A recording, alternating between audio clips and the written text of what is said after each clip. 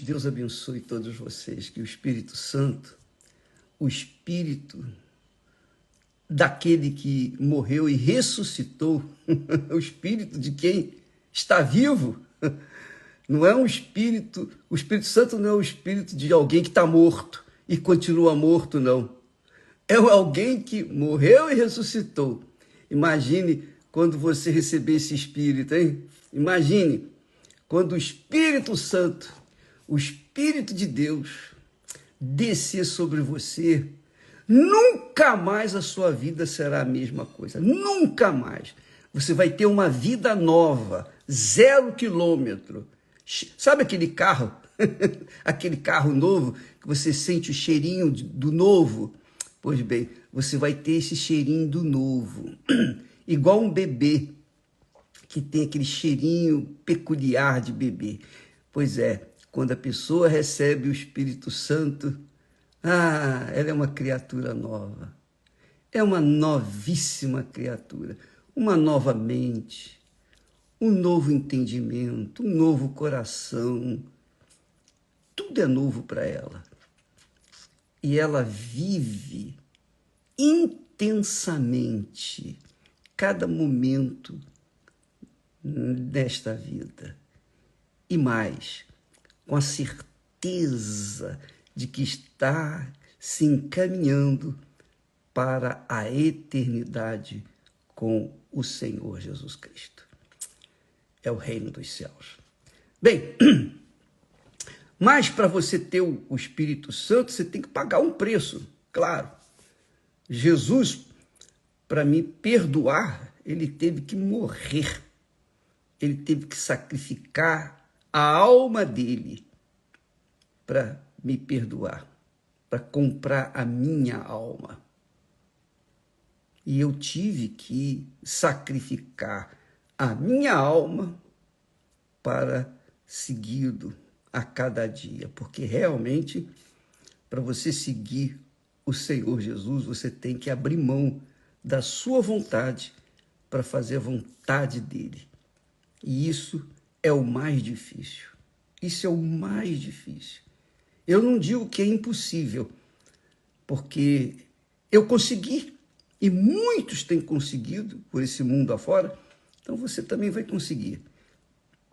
Mas é uma decisão, não é questão de sentimento.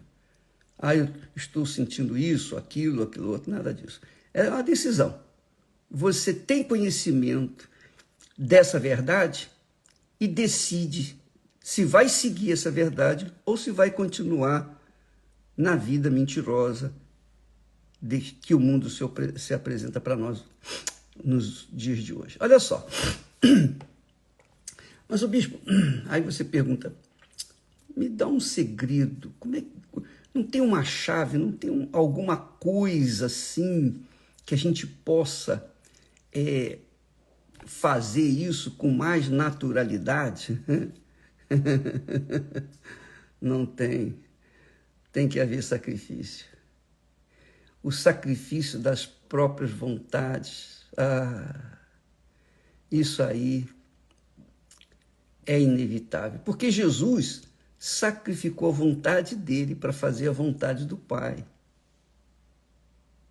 Para que então nós pudéssemos ter esse privilégio, esse direito de alcançar uma vida nova.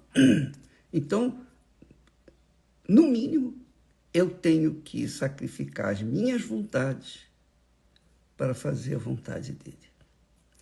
Para isso, a gente tem que decidir, não tem que sentir, porque se for na base do sentimento, a gente não faz nunca.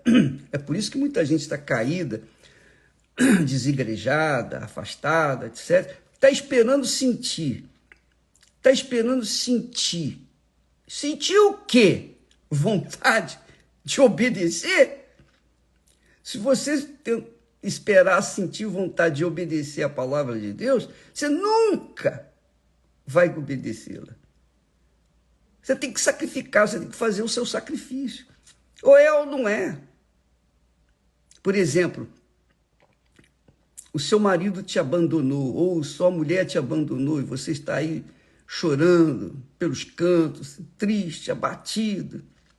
Você perdeu um grande amor da sua vida. Aí você fica esperando sentir para ir ao encontro dessa criatura e acertar os ponteiros. Se você esperar sentir, nunca você vai fazer isso. Você sabe disso. Mas se você decidir, não, eu vou lá. Eu vou lá colocar as coisas em dia, vou rasgar o meu coração, vou ser humilde, vou abrir o meu coração. Aí você vai resolver o seu problema. Olha só, com Deus não é diferente. Olha só. Todo mundo conhece a história de Davi. Todo mundo conhece, eu creio, todo mundo conhece a história de Davi. Davi foi um homem, tinha o coração, quer dizer, a alma, de acordo com o coração de Deus. É muito forte isso, coração perfeito, que é o tema da mensagem dos nossos estudos às quartas-feiras, todas as igrejas universal do Reino de Deus. Então, Davi tinha o coração segundo o coração de Deus, mas, em dado momento da sua vida, quando ele cochilou na fé, ele caiu. Ele viu Betsabá, gostou e levou para o palácio a mulher de uma pessoa que era fiel a ele, que era um soldado fiel a ele.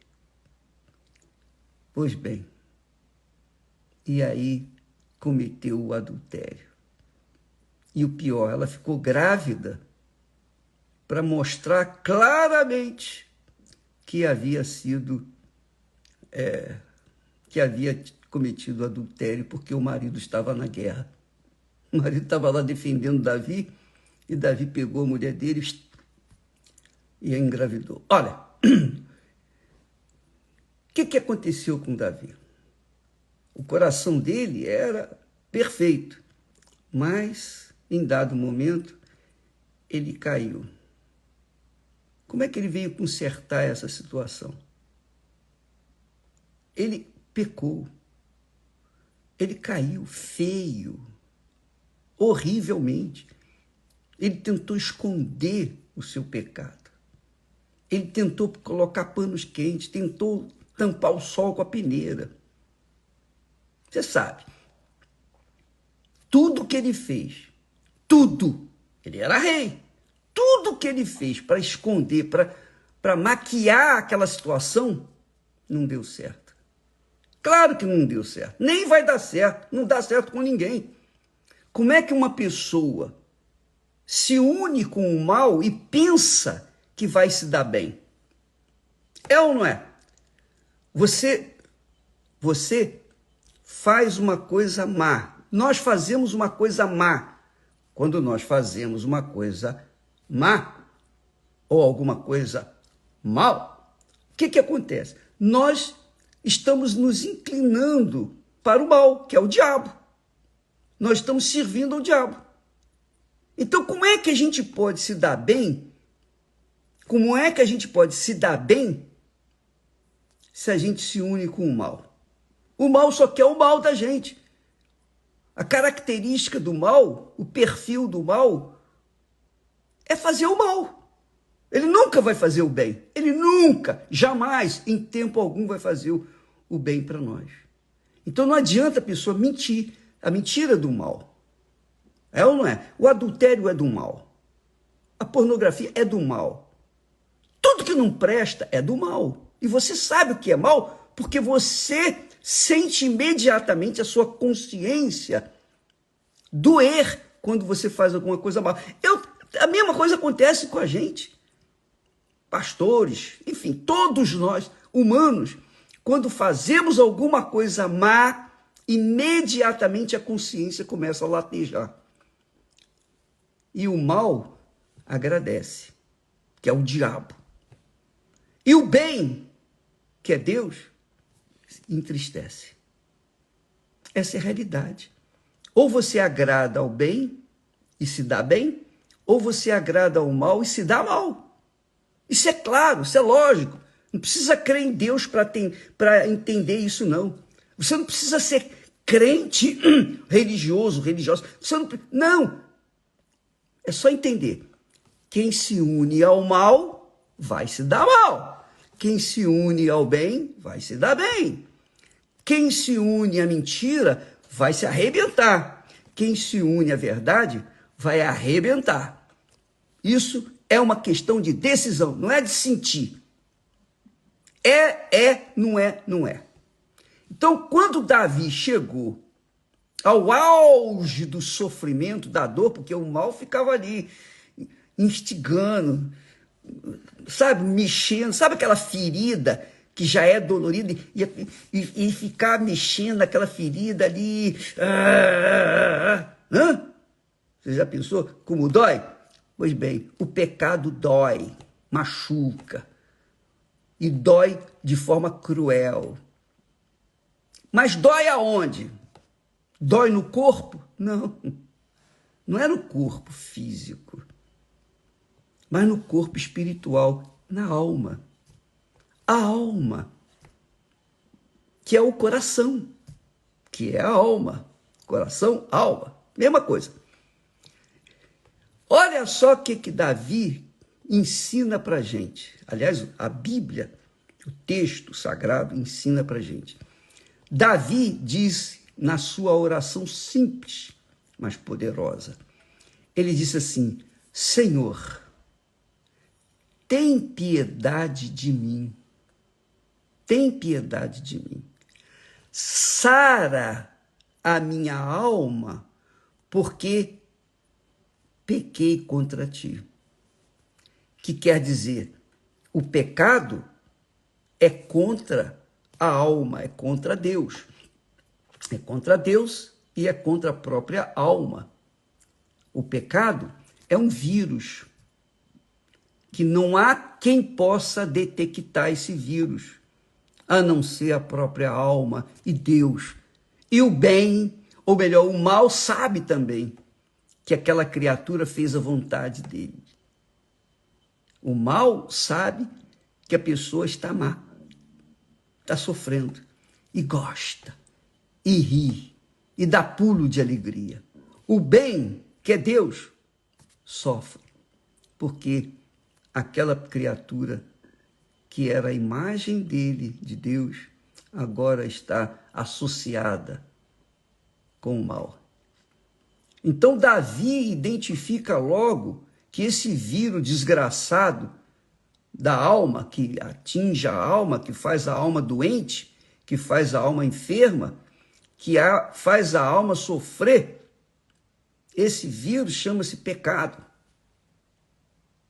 Então, ó Deus, só o perdão de Deus, só o perdão de Deus faz curar essa alma. Não tem outro jeito, não tem médico, não tem psiquiatra, analista, não tem ninguém, não tem máquina, não tem ciência que possa ajudar a pessoa a curar sua alma. Só Deus. Mas para curar a alma, a pessoa tem que reconhecer o seu pecado.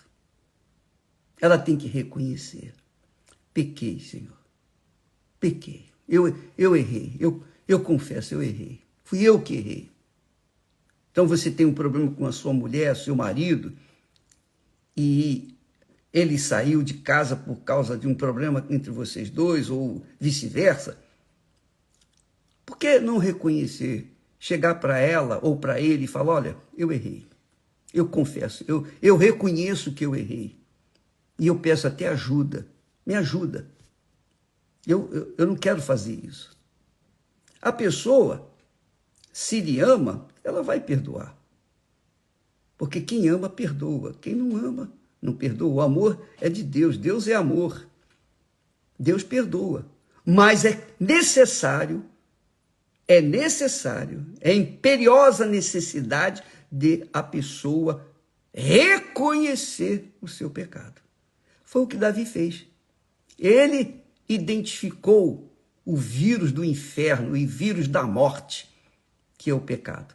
E disse: Sara, ó Senhor, a minha alma, porque pequei contra ti. Ele reconheceu. Quando ele reconheceu, Deus perdoou. Ainda que ele tivesse que colher os frutos do seu pecado. Ele veio colher. Até hoje Israel colhe os frutos do pecado de Davi. Até hoje. Deus não isenta a pessoa de colher os frutos daquilo que ela plantou. Ele perdoa, mas a pessoa vai sofrer as consequências daquele vírus, daquele pecado, daquela doença, daquela enfermidade na alma. Então, pensa assim, você, Jesus me perdoou, bom, agora a minha vida tem que ser uma maravilha. Não espere isso não. Por quê? Porque você plantou o que não presta. E quem planta, colhe. Não tem jeito. Quer a pessoa goste, quer ela não goste. É a lei da vida, é a lei da física, é a lei que rege toda a vida. Tudo que nós semearmos, isso também iremos ceifar. E a plantação é uma decisão, não é um sentimento. Você toma a decisão. Quando você planta, você pega a semente e coloca na terra. É uma decisão, não é um sentimento, não é uma vontade. Não, você faz aquilo conscientemente. Nós, quando pecamos, nós o fazemos de forma consciente, porque quando vamos fazê-lo, a consciência lateja. Opa! Acende a luz amarela e fica piscando, vai acender a luz vermelha, olha aí. E a pessoa não quer saber, ela quer pecar. E aí, pronto, ela vai sofrer as consequências, ela vai colher os frutos daquele pecado. Ela vai colher os frutos. Claro, ela resolve o problema, melhor dizendo, ela resolve o problema com Deus. Ó Deus, eu me volto para ti. Eu deixo o mal, me perdoe. Eu confesso, eu pequei contra ti. E Deus perdoa. A pessoa fica zerada, livre. Está livre, tá limpa com Deus. Só que os frutos vão aí aparecer. Ela vai colher os frutos. É o que diz o texto sagrado, de Deus não se zomba. Tudo o que o homem semear, isso também ceifará. Então, amiga e amigo, não venha com aquela conversa, não, minha vida é uma desgraça, eu nasci com um bumbum virado para o inferno, eu sou uma pessoa azarada, Deus não olha, eu não acredito que Deus existe, eu creio que Deus é injusto. Deus lhe deu cabeça para você pensar e você pensou e agiu de acordo com a sua vontade e agora está colhendo os frutos daquilo que você plantou. Eu sou servo de Deus. Eu vivo para servi-lo. Mas se eu semear o que não presta, eu vou colher o que não presta. Não interessa o que eu fiz para Deus, o que eu servi até hoje. Mas se eu fizer alguma coisa errada, imediatamente esse erro vai me perseguir. Se eu me arrepender, se eu reconhecer que eu errei e falar com Deus, ele vai me perdoar, mas eu vou colher os frutos daquele erro. Isso não tenho dúvida, amigo. Então, quem é sábio, quem é inteligente, quem usa um pouquinho só da inteligência que tem, se precavém, toma cuidado, cuida da sua própria alma, e diz, não, eu não vou por esse caminho, eu vou pelo caminho do bem. Se eu não posso fazer o bem, eu não vou fazer o mal para ninguém, porque uma vez que se eu fizer alguma coisa para má ou para o mal, eu estarei me associando naturalmente com o mal. E Jesus disse que ninguém pode servir a dois senhores. Eu não posso servir o bem e o mal ao mesmo tempo. Então, muitos pastores, esposas de pastores, membros obreiros, na Igreja Universal e por todo mundo afora. Qualquer instituição tem isso. Há aqueles que se unem por um momento com o mal, aí vão colher os frutos desse mal. Porque o mal é o primeiro a querer espalhar a notícia e escrachar o seu nome na mídia, ainda mais agora com a internet. Essa é a realidade. Então, minha amiga e meu caro amigo, se a gente usar a fé com sabedoria, com inteligência, com a razão, a gente vai conservar aquilo que Deus nos deu, que é a paz. Porque quando a gente está em paz com Deus, a gente está em paz com a gente mesmo. Ixi, isso é muito forte. Isso dá alegria. Se você não tem nada o que temer, é porque o mal não tem nada contra você. O mal está irado, porque você está servindo somente o bem. E o bem garante paz. Amiga e amigo, resumindo, o vírus da morte chama-se pecado. E esse vírus não pega no corpo físico, é na alma, é no coração. Se você quiser curar o seu coração, só a fé no Senhor Jesus Cristo, na sua palavra, fé prática, obediência à palavra dele, é que vai fazer isso possível. Volte-se para ele, converse com ele, qualquer que seja o lugar, na prisão, no hospital, no sanatório, qualquer que seja o lugar, em casa, no trabalho, debaixo do viaduto, não interessa. Você tem uma alma e ela é preciosa. E Deus quer salvá-la. Mas você tem que reconhecer e dizer: Senhor, tem piedade de mim, me perdoe. Porque eu pequei contra ti. Não coloca a culpa em ninguém, não.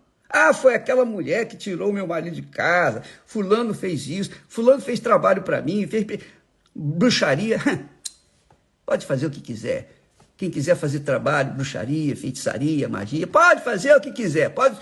Todos os macumbeiros, todos os bruxos da face da terra, pode fazer o trabalho que quiser. Nunca vão me atingir. Por quê? Porque o meu Senhor me protege. Ele protege aqueles que estão ligados com ele, casados com ele, aliados com ele, que o servem. Que o servem. E quem está servindo ao bem jamais será tocado pelo mal. Agora, quem serve ao mal, obrigatoriamente vai colher os frutos desse serviço, dessa servidão. E aí, para consertar isso, só o Senhor Jesus Cristo. Ele veio para salvar você. Ele quer salvá-la, salvá-lo. Não importa o grau de pecado que você cometeu. Deus muda essa situação. Agora, basta você se voltar para ele. Ele se voltará para você. É o que ele diz. É o que ele promete. Tornai-vos para mim, e eu me tornarei para vós outros. O que quer dizer? Se você se torna para mim, que é uma decisão, eu vou me tornar para você. Eu vou lhe atender. Se você não se torna para mim, eu não vou fazer nada. Não adianta acender vela, fazer missa, fazer corrente, ir na igreja. Não, você tem que se voltar para ele. Ele. Porque o vírus do pecado, o vírus do inferno, o vírus do pecado é a morte. E é o que ele diz, Deus fala. Ele diz assim: o que pecar contra mim violentará a sua própria alma. O que pecar contra mim violentará a sua própria alma. E todos os que me odeiam amam a morte. Quem não serve a Deus, serve o diabo. E quem serve o diabo, serve à morte.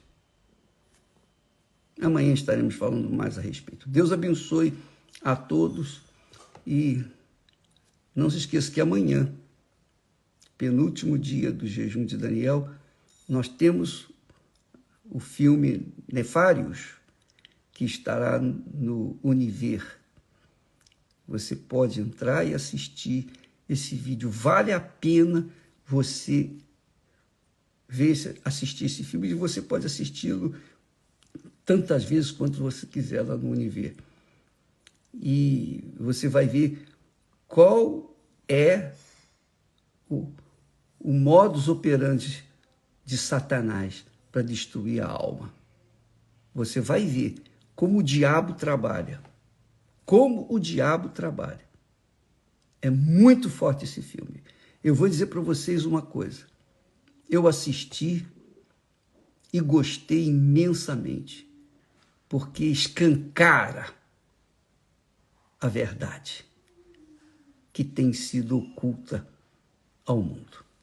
Vale a pena você assistir, para você se precaver também. Deus abençoe e até amanhã. E fiquem na paz. Graças